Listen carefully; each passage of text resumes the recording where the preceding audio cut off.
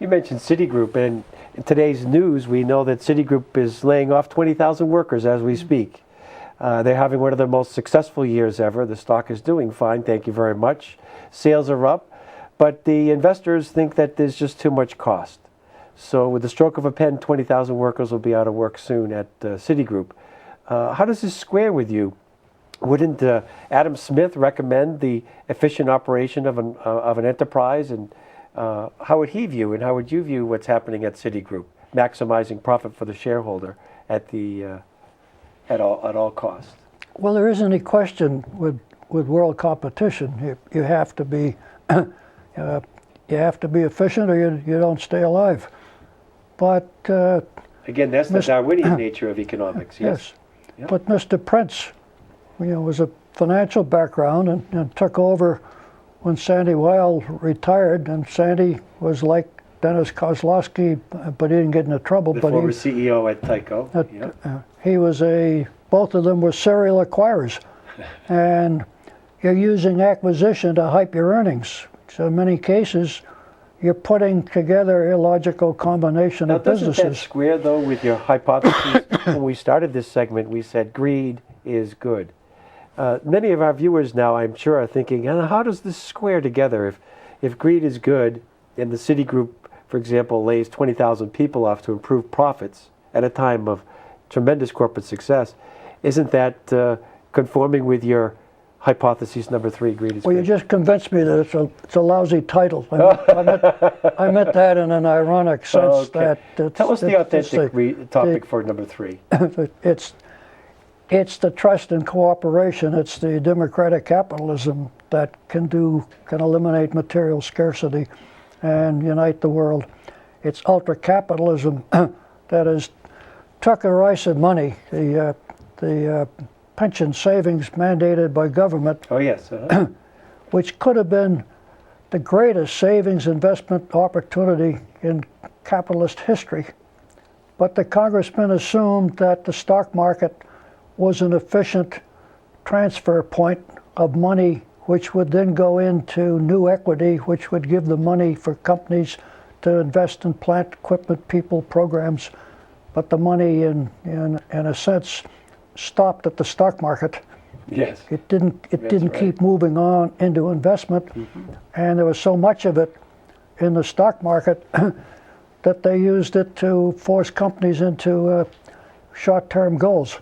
Now, I should add that it wasn't a conspiracy. It was bad design, because when the ERISA came out mandating this as much as $100 billion a year of new savings between public and private, it convinced the directors of companies that they would be very vulnerable if they didn't invest that money correctly. So they kept looking for layers of insulation, and the money managers, and we'll talk about this more later, very quickly adopted a short-term reference because they were being measured on a short-term reference. So it just kind of happened, and we created a whole quarter century of where companies have been doing what Citigroup is doing now.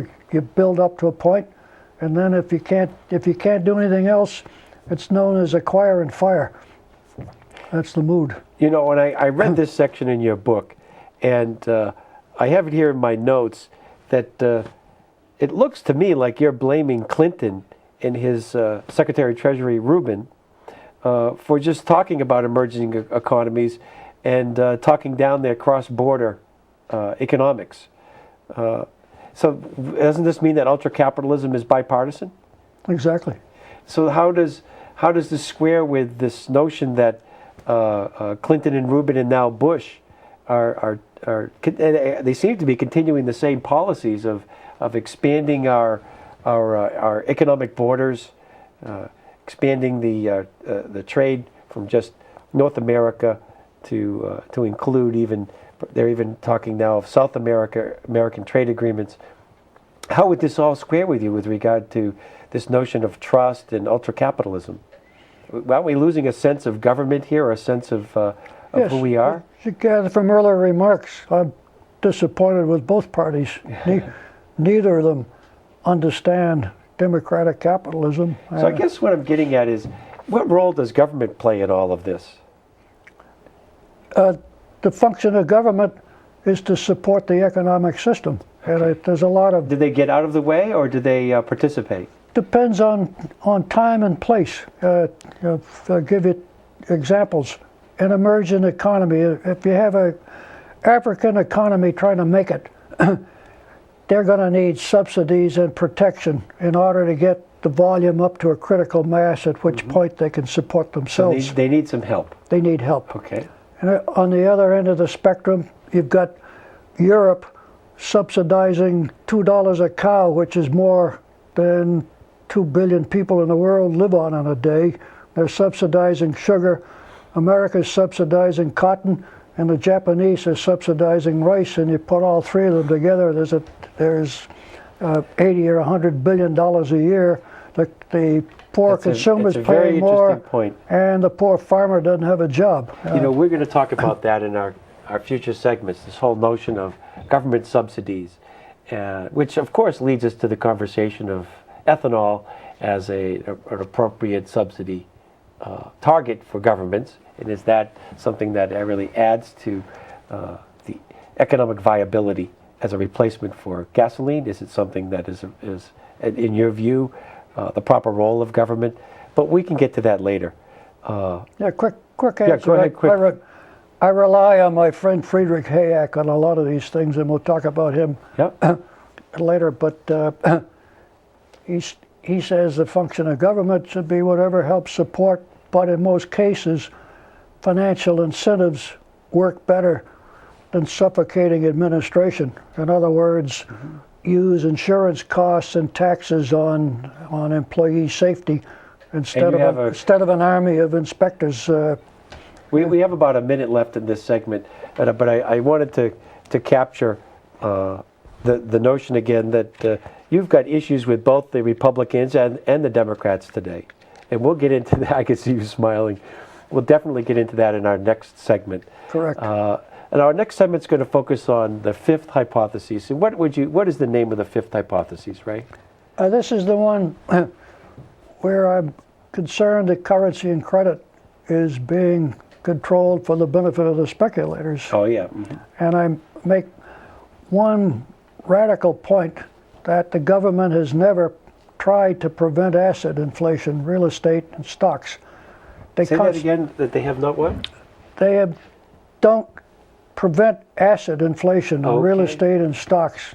Okay. The reason for every recession since 1818, including 1929 and the bubble economy, Yep. with one difference. During the bubble economy, Greenspan even went before Congress and defended the fact that they couldn't prevent the bubble economy. I think that our viewers are going to be very interested in hearing your viewpoints on the bubble economy, since we're emerging out of a real estate bubble, which brought a lot of our viewers a lot of money. Thank you very much, Ray. We appreciate you taking time again. We look forward to our next segment. We'll talk about this hypothesis that you discussed. Thank you very much to our at-home viewers. We appreciate you taking time today with Ray Carey, author of the book, Democratic Capitalism, The Way to a World of Peace and Plenty. Thank you very much, and thank you, Ray. Thank you, Mike.